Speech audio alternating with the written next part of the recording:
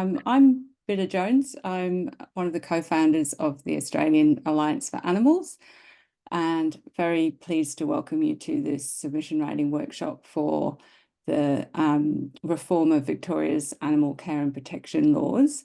I'm joined by my colleague, Jed Goodfellow, who will talk to you in a little while. But we're also joined by our friends at Effective Animal Advocacy Australia. And before we kick off, I'd just like to give Jordan a moment to just explain who they are. Over to you, Jordan. Thank you, Bidda. Yes, my name is Jordan, and Lucas is here in the call as well. And we run Effective Animal Advocacy Australia, or EAAA, and we've been helping with promotion for this workshop. For the people who haven't heard of us, we're a new community group, and we're focused on introducing advocates to effective altruism for animals and supporting their entry into high-impact pathways. So we're always looking carefully at different opportunities to make the biggest difference and then doing those. On our Facebook page, we share resources, content, and opportunities. And we host events throughout Australia. And during critical policy windows, we work closely with the Alliance, and we both run workshops on evidence-based submissions. And we're excited about these because they can affect millions of animals for decades. So yeah, our Facebook group will have more resources and events in the future. And if you need further help making a submission for this workshop, we will be able to help with that afterwards. And now I'll give it back to Bidda. Thank you. Thanks, Jordan. If you want to put a link to your Facebook group in the chat, that would be great. All right, well, we'll kick off. This workshop is all about helping you to engage with the reform process that's happening in Victoria at the moment. So we'll kick that off. That's what we're here for. How we're going to organise ourselves. So just done some brief introductions. I'll talk you through the process itself that's happened so far. We'll do an explainer of the key points that you need to make a submission. And then we'll show you how to use our submission co-pilot. So that's the tool that's been developed to help take you from thinking about the issues that you'd like to comment on to actually preparing a unique submission based on those arguments. And it's a really exciting way to help engage with this kind of process. And then we'll talk just briefly about how to actually lodge that submission through Engage Victoria. So what we're hoping you'll have gained by the end of the workshop is to know all about the Victorian government's review of the animal care and protection laws, understand the key points that we think we'd like you to include in your submission, know how to craft your own response using the tool that I just mentioned, and actually have lodged a submission or have a clear plan to do this by the 25th of March. So we're really keen on you making a commitment tonight to make that submission. What the aim of this workshop is to help you do that as much as you can. If you can get that lodged by 7 o'clock tonight, that would be brilliant. You might need a little bit more time because of the extra stage required to actually register with the Engage Victoria site, but hopefully you'll be very, very close to doing that by the time we finished. So yeah, that's the plan. So what's happened so far in this process? We're quite a long way along in terms of the process that the Victorian government has been running. They started this process in 2020 when they opened consultation on a directions paper. So basically asking the public what they thought they should be doing in terms of reforming the animal welfare laws in Victoria. Then they released an engagement summary in 2021. And then in 2022, after they'd considered feedback on that paper, they put out a plan for what they thought Victoria's new animal care and protection laws looked like. And the Alliance made a submission to that. You can find our full submission on our website, but I'll just talk you through in a minute the main things we thought at that point in the process. So there was consultation on that. The Victorian government has considered that consultation, and now we're at the stage where there's a draft bill, and that's the consultation that we're taking you through today. So it's the last opportunity to actually comment on this legislation before it goes into the parliamentary process. So what do we think of the plan that the Victorian government put out in 2022? Well, we actually thought it was really good. It contained a lot of different measures that we felt that should be supported. Really important things like recognition of animal sentience was in the plan, sorry. Inclusion of decision-making principles. Jed will talk a little bit more about that in a minute. Expanding the definition of animal to include cephalopods without any qualification to that, as there is now. It included a move away from wide-ranging exemptions that allow acts that cause pain and suffering to continue. So moving away from just blanket allowing of those. It included a minimum standard of care, improved measures to enforce the Act, and the establishment of an expert advisory committee. So those are all really good things that we saw in the plan. There were some things we weren't so keen on. You can read more about those in our submission, but we felt at that point that if that plan were implemented, it would have made Victoria a national leader in animal welfare law, and that was a fantastic opportunity. Unfortunately, that's not quite where we are now, because some of the initial proposals that were in that initial plan have been pulled out of the bill that we're now looking at. So we're keen to see if we can get some of those back, but really just to strengthen also the things that are good about the bill as it stands. So we feel like a bit of the opportunity has already been lost, but there's still a lot to commend and to put your views forward on in this process. So what's next in terms of the process itself? So they've developed this draft bill. They're accepting comments through Engage Victoria until the 25th of March. The government will then consider all the submissions. So your submission will form part of that. And that's why it's really important to put those submissions in, because every submission will affect the consideration of how they go forward. They've promised to provide a summary report on the submission, on the consultation process at some point in the near future. And then after that, the government will finalise the bill for introduction to the Victorian Parliament. So what can we do now? I will hand over to Jed to take you through the next steps. Actually, yeah, let's stop there. And right, thanks. Over to you, Jed. I'll just reshare my screen. Okay. Thanks very much, Bidda, for that introduction and overview of the process so far. And thanks for everybody for coming along. It's a great audience for a submission writing workshop. So it's shows how important this is, I think. And also, I think it's probably a reflection of the fact that we're, I don't blame anybody for wanting, some tips on making a submission here, because unless this is your day job going through 200+ pages of law, it's not very fun. So if we can help you, which hopefully this workshop will, and the submissions app will help you, then that's our job done. So I'm going to take you through a few of our key points that we're putting in our submission. Our submission is going to be a little bit broader than this. It will go into a lot more detail, but I think the real key fundamental points can be distilled down into these 5 key areas.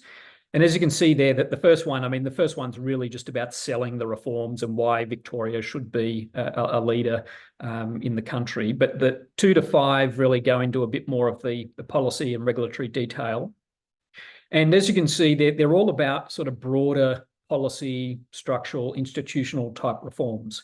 And there's a couple of reasons for that. One is that the Alliance for Animals' core agenda is about reforming that policy infrastructure to make it better for animal welfare, essentially, at the end of the day. So it's creating more independent frameworks, frameworks that place greater weight on the interests of animals, that are more inclusive, more balanced, more democratic, and also more evidence-based as well. So that's our core agenda, is to, I guess, redesign the policy and legislative infrastructure to create a system that's actually going to work for animals as opposed to working against them.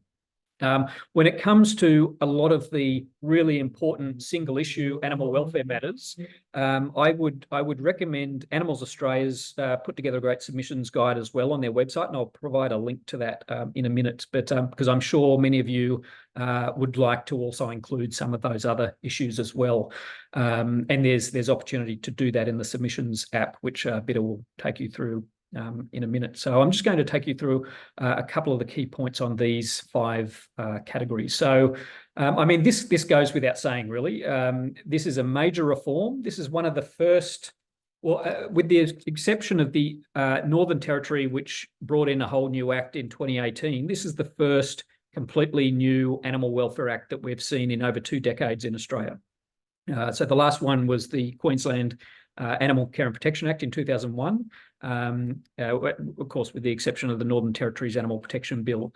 So it's a really significant development. It's a once-in-generation opportunity for reforming, not just tinkering around the edges, but reforming the real infrastructure that underpins the legislative framework.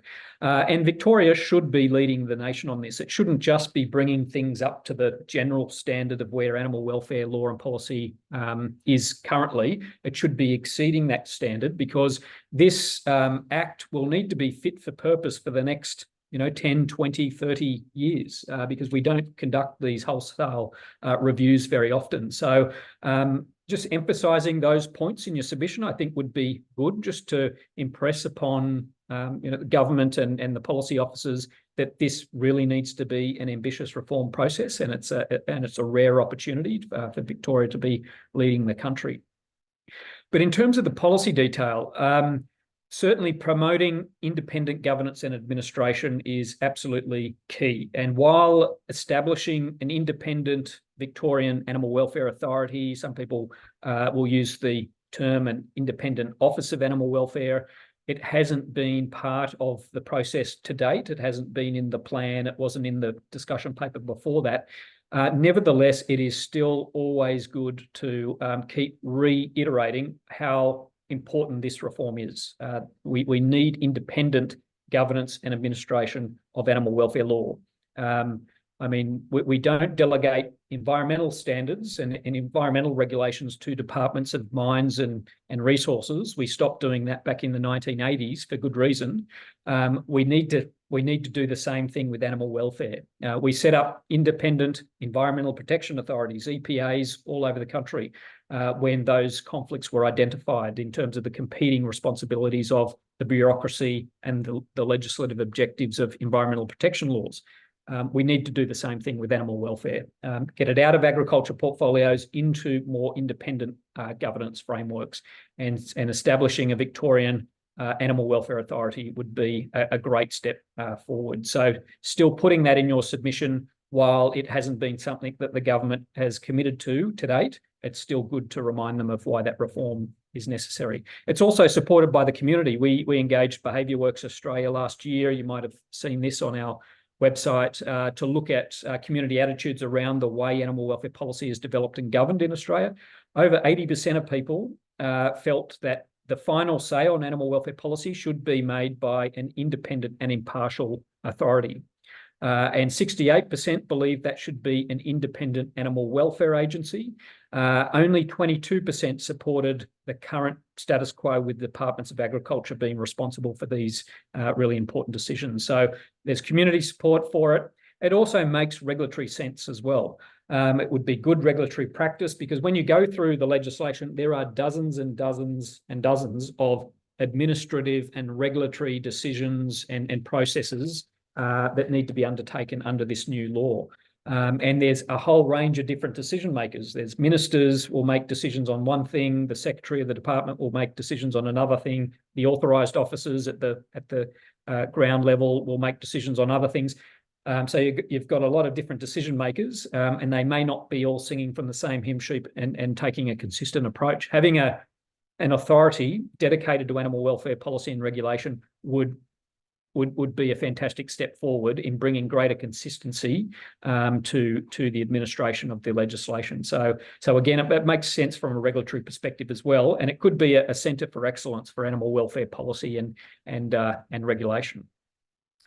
The other major reform under this category is expanding the remit of the Expert Advisory Committee under the legislation. So it's great. As Bidda mentioned, in the plan, they foreshadowed establishing a statutory Expert Advisory Committee. That's in the bill, which is good to see, but you have to go all the way back to page 218 to find out where it is, and it's in the miscellaneous section, and it should not be there. It should be right at the start of the Act. I think it would be well placed straight after the ministerial guidelines and the recognition of animal sentience. I think that would be a great place for the Expert Advisory Committee, and to signal to people, to signal to government that expert-based advice and evidence is going to underpin Victoria's approach to animal welfare policy and standards development. So situating it at the front of the Act, empowering the committee to investigate and report off its own initiative. At the moment, it needs to basically provide advice based on the minister's request. I think it should be broader than that, and it should have its own remit to actually inquire into certain areas of animal welfare that it wishes to pursue. It would be a bit of a waste of the committee's resources if it was just sitting back and waiting for the minister to say, "Hey, can you give me advice on this or that?" It should be, and it should also be a public-facing entity as well, where the reports are made public. Of course, some of the advice of the committee should be, kept confidential directly to government, but there's other issues where the committee could play a great role in informing public debate around different animal welfare policy issues, and that would be a really fantastic use of the committee's time to allow it to not participate in the debate itself, but to inform debate with publishing policy and evidence-based reports. And also that the committee's remit should be expanded and built into different regulatory processes within the Act. At the moment, the committee's advice is only required for the declaration of emergencies and for the establishment of compliance monitoring programs, but there's a whole range of other regulatory decisions in the bill that could really benefit from the committee's advice as well, including the making and adoption of regulations and subordinate legislation under the Act as well. Having the committee providing advice on that and making sure that step is part of the law, that the committee's advice is sought and regard as paid to the committee's advice, would be a great step forward in terms of promoting evidence-based policy in Victoria. Improving decision-making is the next very significant and important category, and thankfully we have recognition of animal sentience in the bill, which is a great step forward, really pleasing to see. I would, however, say, while yes, sentience is recognised there, it's a pretty weak form of recognition. It's essentially just saying that in the administration of the Act and the regulations, regard should be given to sentience, the capacity of animals to feel, essentially. So again, it's a positive recognition, and this principle is supposed to flow throughout the legislation and its administration. So that is positive. But I think paragraph 2 there that effectively says that yes, we want to recognise sentience and it should inform the administration of the legislation, but we're not going to let anyone challenge us on the basis of not actually taking into account animal sentience in formulating policy and administering the Act. It sends the wrong signal in my view, that they would be curtailing those civil rights of judicial review. Not that the provision really establishes any right of judicial review in any event. I'd challenge any administrative lawyer to find a right of review there, but nevertheless, that the government has still seen fit to put in place the the prohibition essentially on seeking judicial review. And I think that's a little, it's a bit of a cop-out. If they're going to be committed to animal sentience and acknowledging it in the administration of the legislation, they should be prepared to be held to account on that. So I would recommend in the submissions calling for that curtailing of judicial review to be removed. In terms of the ministerial guidelines, now this was a really positive part of the plan, as Bidda mentioned. They were proposing to introduce decision-making principles into the legislation itself, which would apply across government to all portfolios and all decision makers, all public authorities, which would have been a really significant step forward in creating greater consistency across the board on animal welfare policy. Unfortunately, that has been watered down into simply a discretionary power for the minister to create guidelines to guide the decision-making process of public authorities. Again, it's still a positive reform, but compared to what was on the table under the plan, it is a significant step back because there's nothing to compel the minister to create these guidelines, and there's no guidance as to what should be in the guidelines. So if there is a minister who really does not care about animal welfare or may be hostile to animal welfare, the guidelines could potentially be a negative influence on the way public authorities across government approach their animal welfare responsibilities. So there's actually risks here with the way it's currently drafted. So we would call for the reinstatement of the decision-making principles in the legislation itself. So it's not just a discretionary thing. And if that is not possible, then at the very least, the discretionary power to create ministerial guidelines should come with some conditions around what the guidelines should actually say and what they should achieve, so that we don't have unintended consequences occurring when we get potentially a minister that is not very favourable towards animal welfare. And that goes to ensuring that the protections that are afforded to animals under the legislation aren't vulnerable to the political whim of whoever's in power at a given time.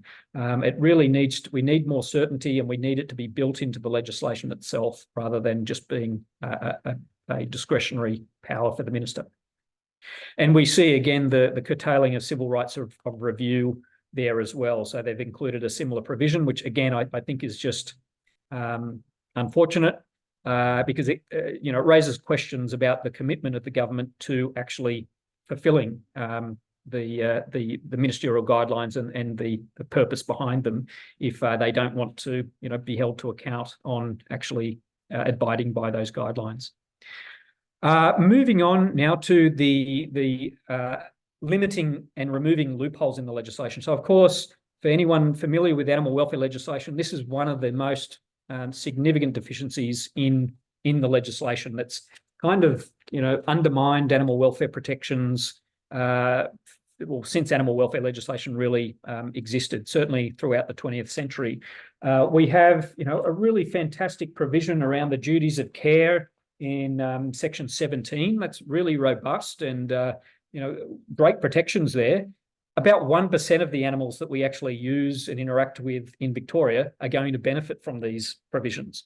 99% of the animals that we use and interact with, of course, their welfare will be governed by the industry codes, standards, the regulations, and the subordinate legislation that sits underneath the Act. So we really have a sort of a two-tiered system, if you like, which many people will be familiar with, because the subordinate legislation enshrines what you could describe as objectively cruel practices, or at least practices that cause a lot of pain, suffering, and distress to animals.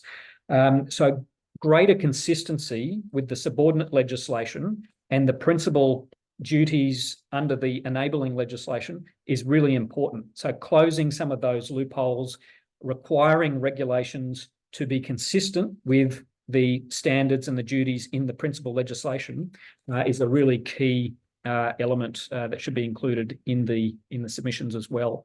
So they've replaced exemptions with exceptions. I mean, it's sort of the same difference.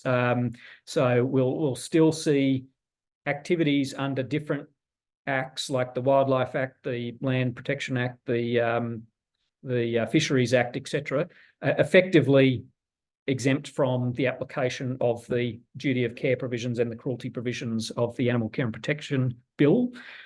So if those exceptions aren't going to be removed, they need refinement. So there needs to be qualifications placed on those exceptions so that people acting under those different legislative frameworks still need to consider the welfare of animals and still should be mindful not to engage in unnecessarily harmful practices.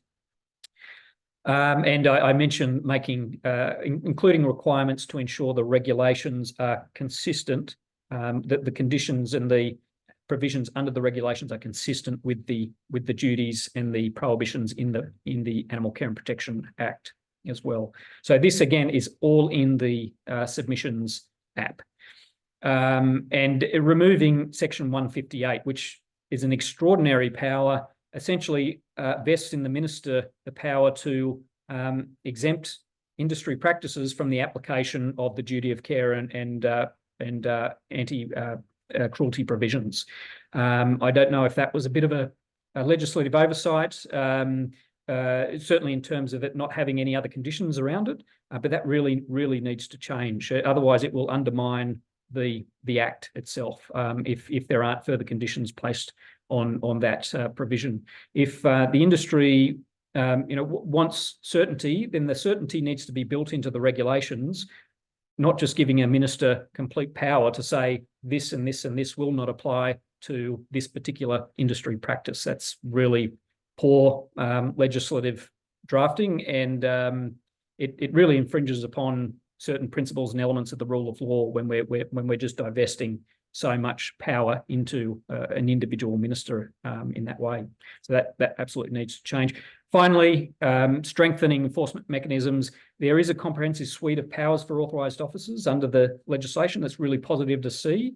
But in terms of the numbers of animals that are going to be affected by the legislation, the most important enforcement mechanisms is not having an inspector, saving a dog from a backyard that's being neglected. Of course, that's extremely important, but that will make up about 1% again of the animals that the legislation can potentially help.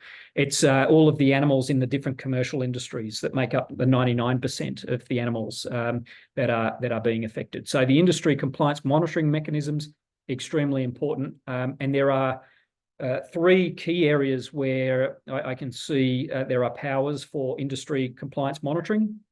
And I won't go into all the detail on these, but all of them have some limitations in terms of being quite either owned by industry through industry QA programs, or there's really specific preconditions to exercising those powers and generally in a temporary way. So we've recommended how that can be improved as well, making the approved industry arrangements more transparent, both in their form but also in their operation, so that the government's actually publishing on its website the operation of those industry arrangements in terms of how many inspections are undertaken, how many non-compliances are detected, and so forth, so that there's greater transparency in that really important area of animal welfare law. So again, this is in the submissions app text, so you can read up a little bit more about that if you're interested in it. But on the single issues, that's the link to Animals Australia's submission guide if you want to incorporate those into your submission as well, which would be really important. So I'll pause there and happy to answer any questions. And I apologise again because I know that's quite high level, quite dry, but yeah, I'm really happy to answer any of your questions and points of clarification. Yeah. Thanks, Jed. That was fantastic. And we're just really lucky that you like reading through pages of legal documents so that you can explain all of that to the rest of us and really sort of drill down to the issues that are most important. So that was really helpful. If anyone has questions, you can actually ask them verbally, but also just pop them in the chat if you have any at this stage. I'll just say that, having heard all of that, having heard what we think needs to be involved in changing, in the consultation process and really putting forward what it is that you think should be included, or what we think should be included, it's a really good time to make a commitment to yourself that you will make a submission, because obviously there's a lot that could be done here to make this a better outcome. Alan Shaw has his hand raised. Thank you, Bidda. Hi, Jed. Hi. Jed, can you say something about the ag-gag and whistleblower protections, whether there are any in the Act and whether there should be? Yeah, that's a great point, Alan. No, there aren't. There's nothing that goes to what I would describe as ag-gag in the legislation. Equally, though, there's nothing that goes to the protection of whistleblowers either. Obviously, there's been a lot of debate in Victoria around this. There was a parliamentary inquiry into the actions of animal activists, and I think the government's still working through certain proposals and reforms that they're making there, but it's absolutely a worthwhile submission to make if you feel that there should be whistleblower protections built into the. I'm not sure the Animal Care and Protection Bill is the right platform for including that. There may be other legislative instruments where that could be inserted into it, but thankfully there's nothing around increasing penalties for activists or preventing the publication of or distribution of evidence or footage from investigations. So there's nothing of that nature built into this bill. Thank you. Paul? Yep. Sorry. This me, I presume. Thanks, Jed. Look, a question on the terms of reference of this possible submissions. I haven't got it in front of me, but I understood when I last looked at it, the government was looking for feedback on language rather than really any gaps or additions that we wanted to make or identify. Just interested in your comments there as to how far can we stretch that boundary and try and win back something for the animals as opposed to a few grammatical changes. Yeah, no, that's a great question, Paul. And yeah, you're right at this stage, because the process has been going on now for, I think, about 4 years since the first discussion paper was released. So in terms of the policy underpinning the bill, the government would like to say, that's all done. We've got our policy, so we're not interested in further policy change. We're just interested in finessing the language of the bill to make sure it operates effectively and there's no unintended consequences and so forth. I mean, my view on that is you can make whatever submission you like. Of course, being mindful about, as the really important point you made of what are we going to achieve results on as well. You don't want your submission just to be discarded, and it won't be discarded. It will at least be acknowledged. But I think there is a lot of value still in reiterating and continuing to highlight to government policy officers who will be reviewing these submissions that the broader reforms that you would like to see that will improve the framework overall. There's still a political debate that the bill will need to go through. So finessing those arguments, getting your evidence together is all going to be helpful for that. Politicians who will participate in the debate as well, and it might go to a committee as well, they can often review submissions that have been made to the previous iterations of legislation and bills and discussion papers as well, in order to hone their arguments in Parliament. So I think it's always still important to make those broader policy reform submissions, in addition to the tinkering around the edges and making sure that things that might be unintended, such as, in my view, that section 158, which I just think is extraordinary, is either refined or removed completely. But yeah, no, it's a really important point and one to be mindful of when making these submissions. Thanks. Cheers. Jed, we've got a couple of questions in the chat. Monica was just asking whether it would be worthwhile including a request to include shrimp in the scope of decapods in the animal definition of animals. Absolutely. Yeah, no, great point, Monica. And I did note with the definition of the cephalopods and the other crustaceans and squid and octopi, anyway, in the layman's terms, that they're referring to adult. There's a qualification of them being adults, which I found it limits again the scope. So a submission around removing adult potentially could broaden it as well. But no, that's a great point. And we'll show you, Monica, how to add that when we go through the process in a minute. And Lucas is just asking, would the proposed Independent Office of Animal Welfare ideally be involved in developing welfare codes as well as other responsibilities such as enforcement monitoring? Yeah, so there's a range of different sort of models that you could look at with an independent statutory body dedicated to animal welfare, regardless of whether you call it an office or an authority. But the two primary functions, one is the actual administration and the regulation of the law. So overseeing those regulatory decisions, overseeing the appointment of inspectors. And I should make the point as well that establishing an animal welfare authority would not be replacing or removing RSPCA inspectors. RSPCA inspectors could still be there. The difference would be that they would report to the authority as opposed to Agriculture Victoria. So that would be the administrative and regulatory function, but then there's also the policy and standards development function as well. And what could be a great potential way for the authority or office to do that is through the Expert Advisory Committee. So the Expert Advisory Committee has the function of overseeing and reviewing those national standards prior to their adoption under the state legislation. And then the authority or the office is simply the entity that provides the secretariat support to that Expert Advisory Committee. But the advisory committee is responsible for the advice on the policy and the standards, if that makes sense. So in other words, the Expert Advisory Committee would kind of almost sit within the Office of Animal Welfare. Really Thanks. helpful. Thanks. Thanks, Jed. On has got a couple of questions. One of them is, are we looking to change the approach or just change the appearance in terms of the bill, especially as we think of production animals in comparison to companion animals?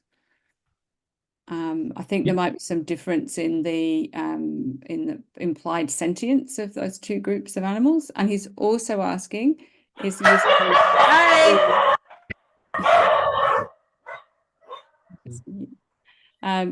will the use of animals in schools be excluded from the legislation? Good question about the use of animals in schools. I'm not sure about that. I didn't see any particular exemptions for that, and I don't know if anyone who's on the line who has looked into that particular area might be able to provide advice. But in terms of whether or not we're looking at wholesale sort of reforms to the actual infrastructure of the Act or just tinkering around the edges, of course, that's the whole idea behind the 5 key reform areas that we're looking at is attempting to reform the nuts and the bolts, the skeleton, the infrastructure and the foundations of the Act itself, through basically borrowing off what they're already proposing, but strengthening it in a significant way, so that we address those two fundamental deficiencies of animal welfare law, being the lack of independent governance and the lack of consistent principle in decision making, and the lack of accountability in decision making. So if we can tighten up in those two areas, bring in independent governance, bring in more consistency between the different layers of the legislation, I think will go a long way to Great. Reform. We might move on because we want to talk through the submission writing process now. So if you want to just keep going with the slides, Jed, and I'll switch over in a minute. Okay.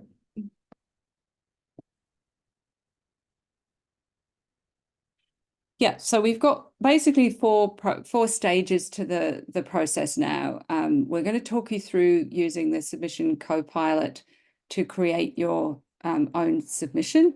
Then it's really important once you do that to actually personalize that submission. We'll talk a bit more about that.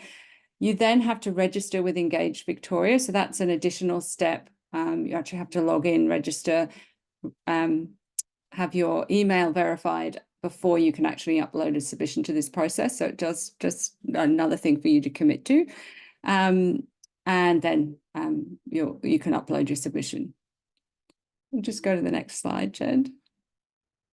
Cool. Okay, so we will talk you through this process now, but if you have, I'm going to show you what this looks like, but if you want to actually start looking at the co-pilot as we're speaking, then you can use this QR code or the link. I've put the link in chat so that you can go straight to that site. But we will now, I'll just take over the screen share.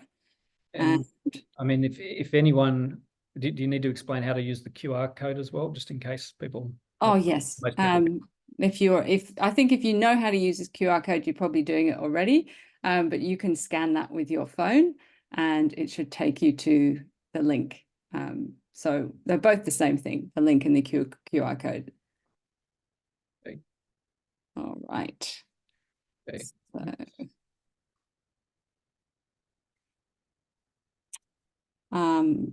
Okay, so now I'm going to talk you through what the submission co-pilot does. And some of you, if you've been to our previous submission workshops, you will have seen this already. So this is the landing page for Submission Co-pilot. Little bit of text that tells you what it is and a bit of a disclaimer. Just something to note, this process it helps you generate submissions, but it is really important that everything that you put into a process like this is something that you really believe you're comfortable with and it represents your views. So this isn't about creating submissions that don't represent your views. You have to make sure that what comes out of this process is you're really comfortable with. Okay, so this is the landing page. I'll just hit the start button here and we land on this page, which links all the different projects so that there are some other projects that have already been run through this process. We were involved in one of those. But the one that we're interested in right here is the Reforming Victoria's Animal Care and Protection Laws. So you can go straight to the Victorian Government website here to read more about it if you want to, or you can start the process here by clicking on this link. That'll take you to this page, which tells you a little bit about what we've just told you in the workshop. So it gives you, again, links to the Engage Victoria website. It gives you a link to our submission from October 2022, if you want to read that.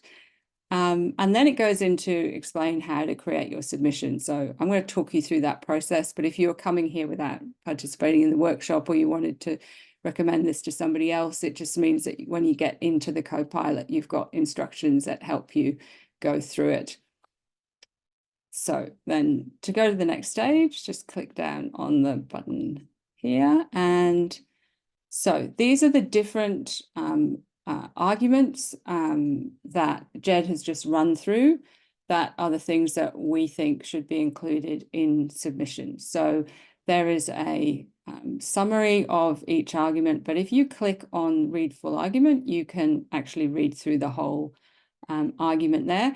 If your preference at this stage is to do the rest of the process yourself without using AI, you can just cut and paste this text and use it as a copy text button to be able to do that. So you could put this text into your own document and then work from that. If you want to use the AI version, then you'd keep going here.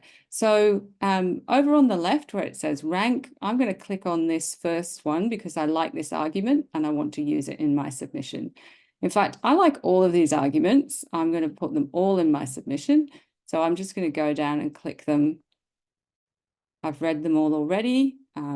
I think they're really solid arguments, so I want to include them. But from my point of view, I've just decided that improved decision making is the most important issue to me. So I'm going to turn that one into, oops, taking it the wrong way, my number one priority. And you see that's reordered the other arguments there. So that's the tool is then going to say that's the most important argument to me, and it's going to lift it up the order of the paragraphs in the letter. And I've also decided that I don't really understand this limit and reform loopholes argument, so I'm going to take that out. I don't think I want to comment on that. So I've just clicked and taken it out of the list. So that's how you construct which of these different points you want to make in your submission. And then the next stage is to personalize your submission. So I've already prepared something here. Just flip over to that. All you need to do here is you can put your name in if you want to. If you're concerned about actually putting your personal information into an AI tool, because this information is going into ChatGPT, you can take that out and then you can add it in when you actually lodge your submission. You're going to have to identify yourself, and you should identify yourself when you lodge your submission, but you don't have to include it here if you don't want to. So I could delete that. So I've just written a little bit, one sentence or two sentences, just to describe what I'm interested in this and what it is that I'm concerned about. You can make this as long as you like. This information will be included in the first paragraph of the submission, and it just puts a bit of a personal context into the document. And then I've also decided that there's this one point that Jed made that I made a note of, and I think that's something I really want to make sure is emphasized. So I've popped that argument into additional arguments. So Monica asked a question earlier about including shrimp in the definition of animal. You could put that in here at this point so that that issue is specifically identified. And once you're happy with the instructions that the arguments that you've given, you can, if you change your mind at this point, you can go back and just pop back there and change the order of them. Once you're happy with that and the personal information, you're going to hit next. And it's going to start generating your submission. Now, it really can take up to 3 minutes to do this. So here's one I prepared earlier. And I took my name out of it. So it hasn't identified who I am, but it has a little bit of information that's based on my personal statement. And then here is the submission that it's created. If you, at this stage is when you can make a decision whether you like the general tone of this submission, you think it's created, it's put the issues in a way that you're reasonably comfortable with, you can then say, I'm going to stick with this version. If you don't like it, if you think that the text is clunky, because sometimes AI does come up with some words that really it just doesn't quite work that time. You can just hit regenerate and it'll regenerate the submission based on the information that you've put in. If you also feel that there's something in here that you is overemphasizing, you can go back through the process. So you can go back to select arguments, you can change this, and you could regenerate again. So I'm just going back to the review. I think I'm reasonably happy with this, at least at a starting point, to edit it slightly so that it more reflects the way that I would write a letter. So I would then copy this text and see it's copied to my clipboard. And if I'm a Word user, so I'd open up a Word document, paste it into the Word document, and then work on it as my starting point. So I can then personalize it a little bit further until I'm really comfortable with what it's saying. And at that point, I think I'd be ready to then turn it into a PDF and get ready to actually submit it into the process. If you're a Google user, you can just hit Create Doc, and it's going to open up a new document once I've signed into Google there. So both of those things are possible for you to do. I will just stop sharing my screen now and return back to the slideshow, but if we've got any questions at this point, happy to talk to them. I just see this question from Laura asking, who do we address the letter to? So if you go to the Victorian government website, you can just put to whom it may concern, and just you put in a title that said what the actual the name of the consultation process. You can put that at the top of the letter. It's going to be, you're going to be uploading this directly to the site, so there's no real question about what it is that you're actually putting it, what process you're putting it into. Another question, at which point do you add your name? You can, because you're going to copy this text either into a Google Doc or into a Word document, you can add your name at that point, because that's when it's no longer part of the AI process and you're just bringing it into your normal, editing process for creating a document. I think, okay, another question in terms of what kind of information is useful to include in the background section. Look, you can put anything that you like here. It's really something just to explain why you as an individual care about this issue and have taken the trouble of writing a submission. So you'll know that there's 1 or 2 or 3 or 4 reasons why that is. So you can just explain those. You might also want to say something about, I mean, if you're you've been concerned about animal issues for a long time, you can express that. You don't need to say how old you are, but sometimes it might help to say that you've been concerned about these sorts of things for 30 years and you haven't seen the change that you think you'd like to see. Basically, you can say whatever you like, whatever you'd like to share that kind of creates a context for why it is that this sort of this particular consultation process matters to you and why you think it's time to improve the situation. The question there from Ruth about whether you need to relate to the actual section of the bill that you're raising.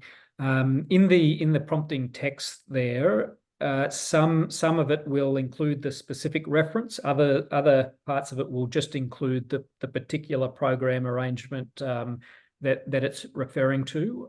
But the policy officers who are reviewing the submission will know based on that what part of the act you're talking about. But generally, if you're talking about something that is kind of more general, it is good to include a specific section reference. But you won't have to do that if you're using the pre-agreed prompt text. Yeah, that's right. That's right. Okay, I'm just going to go back to the slides for a minute. And advice on ideal length of a submission. I mean, if you speak to government policy officers, they do like brevity and things just being clear and straightforward, easy to understand and set out well, like really clearly highlighting your recommendations. So yeah, I think there would be quite a bit to be said for having a nice, concise submission. And if you're not going into every tiny little detail, then yeah, that's certainly the way to go. We'll submit a lengthy submission because we are going into a lot of detail, but we'll be very clear and at pains to like pull out what the key recommendations are and to make it as easy as possible for the policy officers within government to digest. Yeah, no, that's a good point. I think there is a difference between a submission that comes from an organisation where there's an expectation it's going to go into a great deal of detail, and submissions that are coming from members of the public, where you're obviously going to reflect views of organisations that you support. I mean, there's an understanding that this sort of process occurs, but you're really engaging with this process as an individual citizen. So it's you can be a little bit more concise in the language that you use and really just stick to the key points that you want to make. And it does make the life of those people going through all of the submissions slightly easier if they haven't got 130 pages to read from everybody.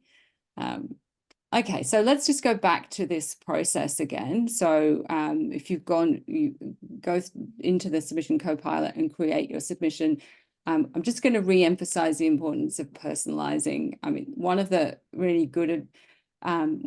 the reasons why we created this tool is it does create a unique submission for every time you go in there.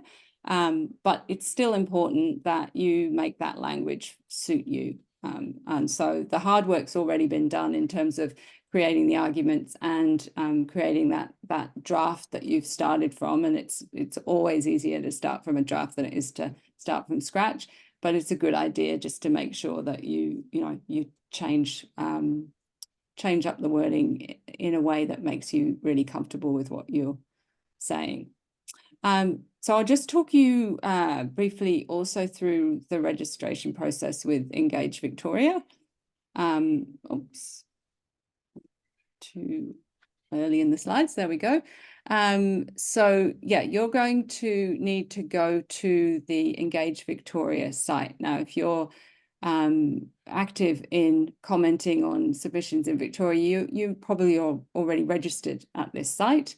But if you're not, you're just going to have to put in a few details. You don't have to be a Victorian to do this. So it's really just putting in an email address and a password, and you will then have to just verify your email address before it will let you in to actually start the process. And then once that's happened, you'll be able to go to the consultation participation page, and you're going to be clicking on the box on the left that says make a submission, and you're going to click on start survey.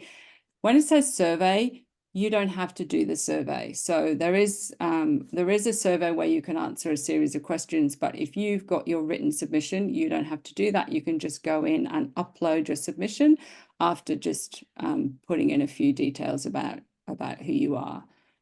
So it's once you're in there, once you're registered and you're in there, that process will only take you a few minutes. It's just you're going to have to go through the hassle of registering with Engage Victoria to get to that point. But we're hoping that because we've created this workshop and done some of the legwork for you, that part of the process won't be too tricky. So look, we are nearly at the hour, and we're pretty ready to wrap up.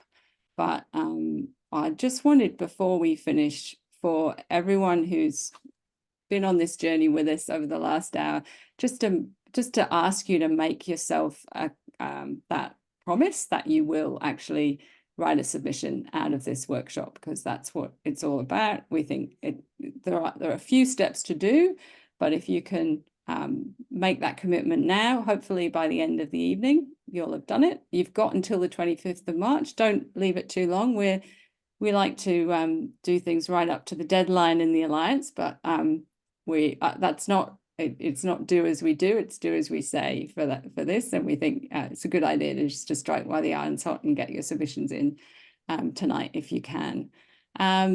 And yeah, look, if you're not already and you'd like to sign up to our mailing list, there's the QR code for that. And also, just if you work for an advocacy charity and you'd like to use this tool in your own work, then you can get in touch with Casey at Alive AI. He is keen to share this process with other charities. So you can get hold of him at that email address. And before we go, the final date, so I just saw a comment, 25th of March, not very long ago, not very far away, I mean. And we will be sending you all a PDF version of these slides, so you'll be able to access these links and just remind yourself of any of the points that Jed has made over the course of the presentation. So I think there was just one other question about the regulation survey as well, and yes, that's a great point. So there's another separate element to the submissions process as well that goes into what your views are on the creation of regulations under the Act. We haven't addressed that in this app. The discussion paper for that's only 10 pages long. It's the very beginning of the development of the regs. And I haven't filled out the survey yet, so I don't know what questions they're prompting us on. But the same similar points could be made in that process as well. Yeah, Jordan's got his hand up. Yes. Just before anyone goes, if you need any additional support making a submission once the workshop is over, EAAA has just made a temporary public chat that people can use if they need any help or if they're happy to help others through the process. So I'm going to make a link to that in the chat. Brilliant. Thanks, Jordan. That's really helpful. Thank you, everyone. Thanks, Jed. Thanks, Jordan, for your support. And we look forward to seeing a whole lot of submissions rolling in as a result of this workshop. Really grateful for you all coming along. Thanks, everybody.